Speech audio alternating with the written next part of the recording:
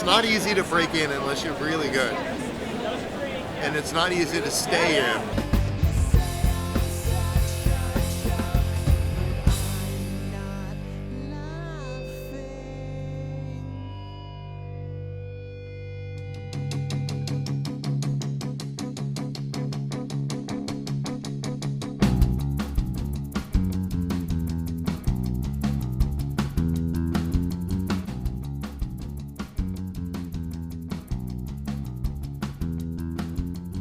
At this point, readers have made up their mind about Sound of Truck, and it has been on the stands for 20 years.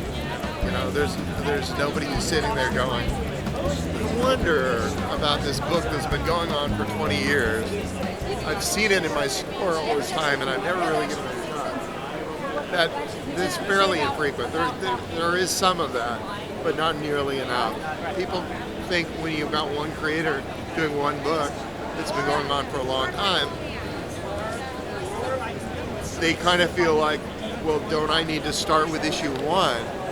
Whereas on Batman, they don't feel like I need to start with issue 1 of Batman because they're like, it's on issue 700. On many regularly published comics, the reader seems like, well, if there's a new creative team coming on board, that's a good time for me. I'm going to start buying it when this guy starts drawing it, or when this guy starts writing it.